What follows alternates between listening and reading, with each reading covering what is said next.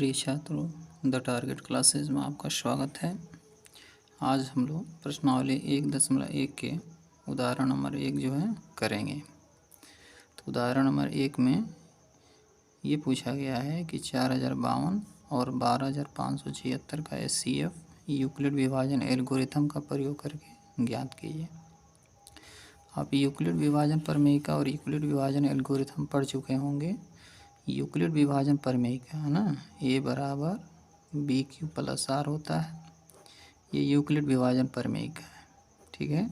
और इसी सूत्र का प्रयोग करके है ना विभिन्न चरणों में हम दो संख्याओं का HCF ज्ञात करते हैं, ठीक है। तो इस प्रश्न में ये दो संख्याएं दी गई हैं और इन्हीं दो संख्याओं का हमको क्या ज्ञात करना है, HCF ज्ञात करना है, ठीक है। तो आइए इसको स्टार्ट करते हैं। यहाँ पर सबसे पहले दो संख्याएं दी है, 4052 और 12576। ये दो संख्याएं दी है। तो हम देख रहे हैं कि जो पहली संख्या है दूसरी संख्या से क्या है, छोटी है ना। 4052 छोटी है 12576 से। तो ये छोटी है, ये बड़ी है ना। तो छोटी संख्या से बड़ी संख्या में क्या करेंगे, भाग देंगे और विभिन्न चरणों में हम इसका HCF ज्ञात करेंगे। तो आइए सबसे पहले यहाँ स्टार्ट कर लेते हैं, है ना। यहाँ सबसे पहले इसको समझने के लिए हम क्या करेंगे, भाग देंगे इसका, इस तरह से बना लेते हैं। तो छोटी संख्या को यहाँ रखना है और बड़ी संख्या को यहाँ रखना है, 12576, ठीक है ना। 4052 से 12576 में क्या करना है, भाग देना है। तो सबसे पहले आप देखिए ये 4052 है और ये 12576 है।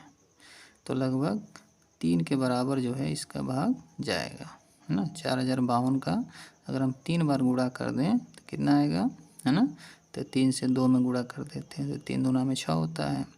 3 का 5 में गुणा करते हैं तो 3 पचे 15 होता है और 3 चौको क्या हो जाएगा, 12, है ना। तो ये 12576 है और इसका 3 बार गुणा करने से 12156 आ रहा है।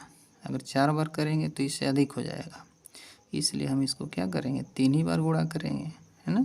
अब इसके बाद इसको घटा देते हैं, है ना। 6 में से 6 घट गया 0, 7 में से 5 घटा 2, 5 में से 1 घटा 4 और 2 में से 2 घटा क्या हो जाएगा, 0 है। तो क्रॉस कर देते हैं, 1 में से 1 घटा तो क्रॉस कर देंगे, ठीक है ना। तो यहाँ जो संख्या 420 आई है, ठीक है। तो ये क्या है, शेषफल है। ये जिससे भाग दिए हैं वो भाजक है, जिसमें भाग दिए हैं वो भाज्य है। 3 क्या है, भागफल है। ये आपका भागफल, ठीक है ना। और ये आपका क्या है, भाजक है। तो यूक्लिड विभाजन प्रमेयिका क्या है, ए बराबर बी क्यू प्लस आर, ठीक है ना। ये सूत्र है आपका यूक्लिड विभाजन प्रमेयिका। अब विभिन्न चरणों में जब हम इसका HCF ज्ञात करेंगे वह हो जाएगा यूक्लिड विभाजन एल्गोरिथम। एल्गोरिथम का मतलब होता है विभिन्न चरणों में हम दो संख्याओं का HCF ज्ञात करेंगे, ठीक है। तो इस सूत्र के आधार पर अब पहला जो चरण है ना, स्टेप 1 में हम क्या करेंगे, ये आपका है भाज्य, ये है भाजक, भागफल और शेषफल। तो पहला चरण जो है हम लिख लेते हैं यहाँ पर।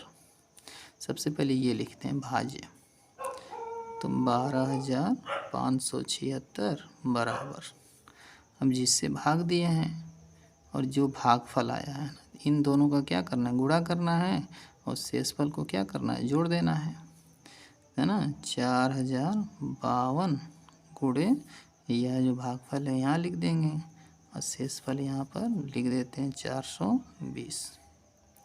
जब तक शेषफल 0 नहीं आएगा तब तक ये भाग की क्रिया करते रहते हैं, ठीक है ना।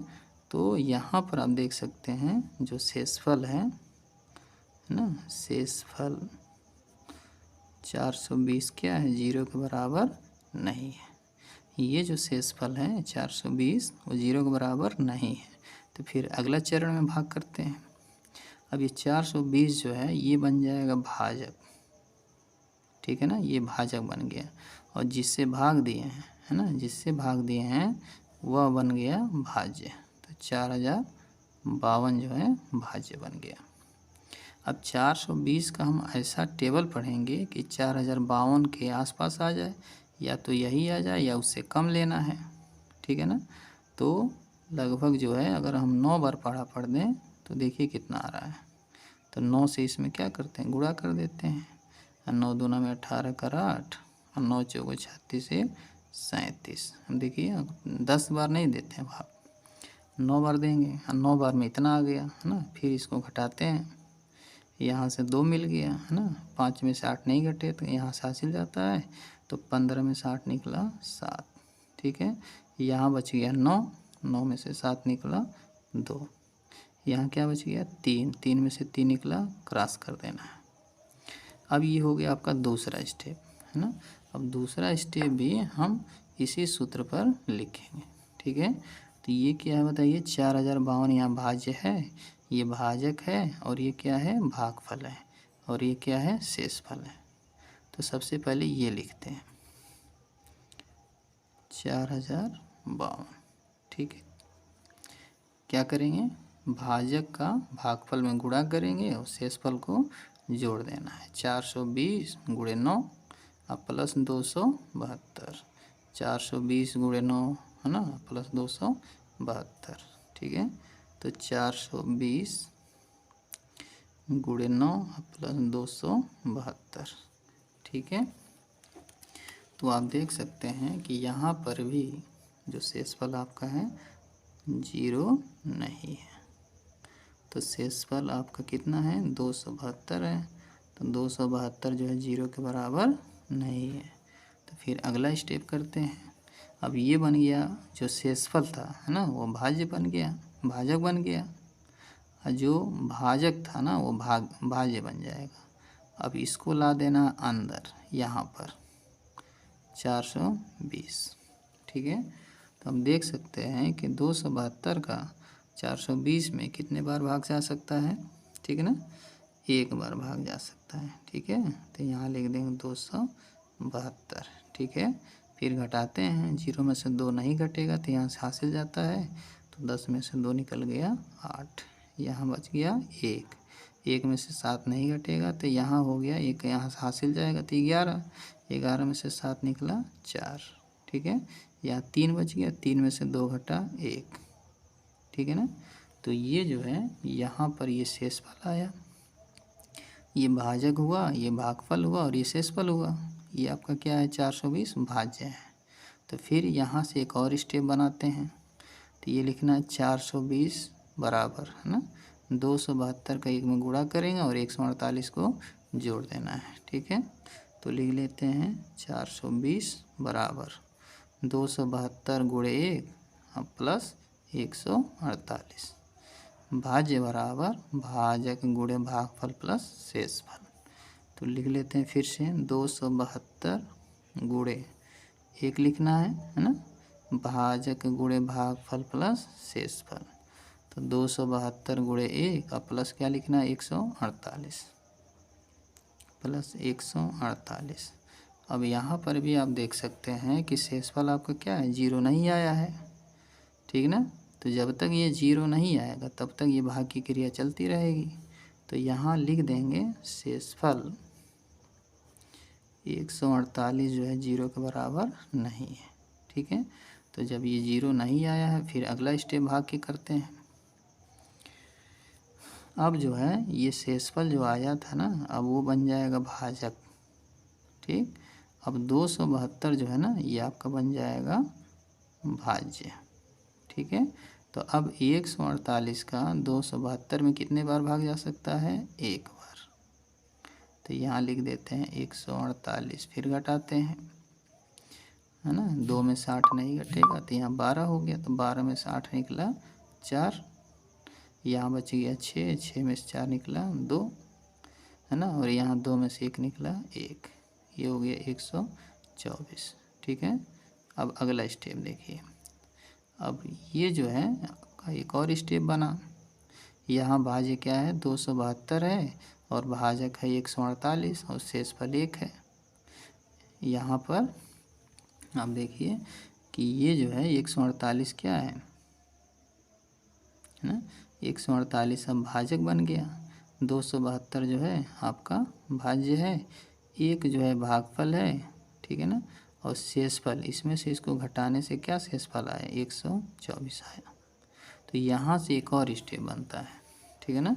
तो ये आपका भाज्य है, तो भाज्य बराबर क्या होगा भाजक गुणे भागफल प्लस शेषफल। तो यहाँ लिख लेते हैं 272 बराबर 148 गुणे 1 और प्लस क्या होगा 124, ठीक है। तो 148 गुणे 1 प्लस 124, ठीक है ना। तो यहाँ पर भी शेषफल अभी 0 नहीं आया है, ठीक है। तो यह आगे की तरफ और जाएगा। तो यहाँ लिख देंगे शेषफल 124 क्या है 0 के बराबर नहीं है, ठीक है। तो फिर अगला भाग करते हैं। अब 124 जो है ये आपका क्या बनेगा, ये बनेगा भाजक, और 148 क्या बनेगा, ये बनेगा भाज्य, ठीक है। तो अब 124 का 148 में कितने बार भाग जाएगा, एक बार जाएगा, ठीक है ना। तो यहाँ लिख लेते हैं 124, फिर घटाते हैं 8 में 4 घटा 4, 4 में से 2 घटा 2, ठीक है। तो 1 में से 1 घटा क्रॉस कर देंगे। अब ये बन गया शेषफल, ये भाजक था, ये भाज्य हो गया, और एक जो है भागफल, और ये 24 क्या है शेषफल, है ना। तो फिर से एक बार और लिखते हैं इसको, ये है भाज्य, भाज्य बराबर भाजक गुणे भागफल प्लस शेषफल। तो 148 बराबर क्या लिखेंगे 124 गुणे 1 प्लस 24, तो 124 गुणे 1 प्लस 24, ठीक है ना। तो यहाँ भी ये देखिए शेषफल आपका भी 0 नहीं है, है ना। तो लिख देंगे शेषफल 24 0 के बराबर नहीं है। तो फिर अगला स्टेप करते हैं, यहाँ कर लेते हैं 24 जो है अब भाजक बनेगा, 124 अंदर आएगा, है ना, ये आपका भाज्य बन गया, ये भाजक बनेगा, ये आपका भाज्य बन गया। तो अब 24 का 124 में कितने बार भाग जा सकता है, ठीक है ना। तो ये जो है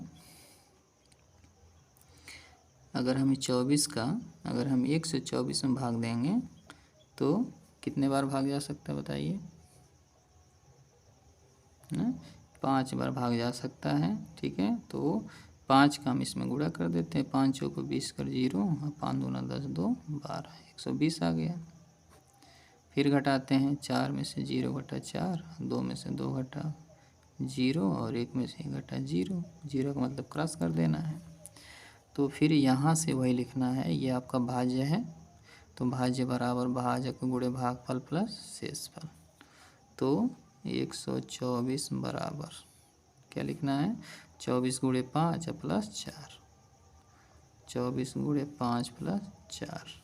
फिर यहाँ भी देखिए शेषफल 0 नहीं है, तो यहाँ लिख देते हैं शेषफल 4 जो है 0 के बराबर नहीं है, ठीक है। तो फिर अगला स्टेप देखिए,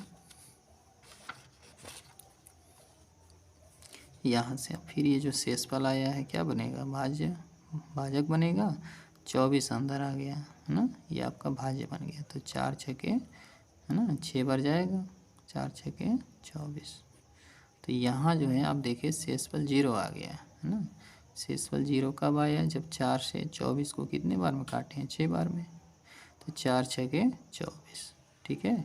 तो फिर वही ये आपका भाज्य है, भाज्य बराबर भाजक गुणे भागफल प्लस शेषफल। तो यहाँ लिख लेते हैं 24 बराबर 4 गुणे 6, 4 गुणे 6 प्लस 0।